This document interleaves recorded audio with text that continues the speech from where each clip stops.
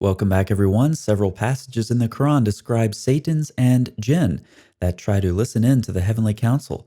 When they do, a flame, such as a comet or a shooting star, chases them away before they can repeat what they've heard to humans. Some hadith narrations give more detail. The Satans steal heavenly secrets. As the eavesdroppers try to pass the secrets down to earth, a shooting star is hurled at them in an attempt to stop them from sharing what they've heard, which they distort in the process. Acting as missiles to hit devils is one of the three purposes for which the stars were created. There are Muslims who want to deny the clear statements of these Quran verses and hadith narrations. In part, this is due to the chorus of miracle claims proliferated very effectively by some Muslim authorities in recent decades. We've all heard that the Quran is miraculously preserved. Further, we've all heard the Quran contains scientific miracles of various kinds. These claims all work well together, seeming to support each other, making it much easier to swallow this giant cocktail of deception. Now, you can't have anything about shooting stars chasing demons in a book that's supposed to be a scientific miracle. The same thing goes for hadith, spoken by a prophet who was supposedly scientifically informed. So many may choose to reject these myths, disregarding Quran and Hadith in favor of modern science. However, this fails to appreciate how important these traditions were to past generations of Muslims. Let's look at an example. This hadith is similar to ones we've seen before. However, there's an additional detail that shows up here and in several other sources. Notice the narrator says to Azuri, "Were there shooting stars during the Jahiliyyah?" Azuri said, "Yes, but they became bigger when the prophet was sent." When surveying similar narrations, we find that there were more shooting stars, or that the shooting stars were brighter after the arrival of Muhammad.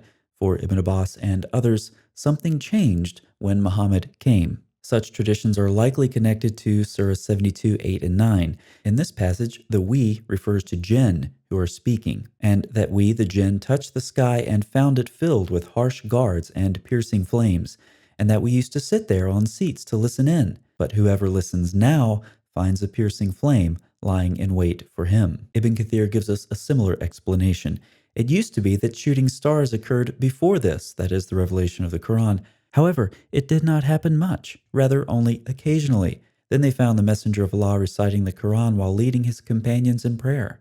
Thus they knew that this Quran was the reason for the sky being guarded. Gerald Halting summarizes the shooting stars signal a new age in which true prophecy triumphs over the corrupted prophecies of the soothsayers who had relied on the demons for their powers. Since Muhammad had come, there were more and more powerful shooting stars to guard against the soothsayers. We also find parallels to these myths in other religions. The idea of demons trying to penetrate the highest heaven to be repelled by the stars and or the divine beings inhabiting it is Zoroastrian. In Zoroastrianism, we see various levels of the skies are a fortress, guarded by constellations. While these actual texts were composed after the Islamic period, the milieu they reflect is the pre-conquest Sasanian Empire. And of course, we have similarities in pre-Islamic Jewish legend as well. We've seen the story of Ashmedai before, where he gives us important background for Surah 38, verses 34 through 35. Now let's look at some more details about this mysterious figure. In the Talmud, Ashmedai, the king of the demons, studies in the so-called Academy in Heaven, also called the Academy on High, and is an obvious parallel to the Satans who try to listen in to the exalted assembly. The Quran, however, stresses that demons cannot reveal these secrets because they're pelted from every side and driven off. We've also seen the Testament of Solomon is the background for Surah 38, 36 through 38, where the wind is subjected to Solomon, and he has an army of devils that serve as his builders and divers.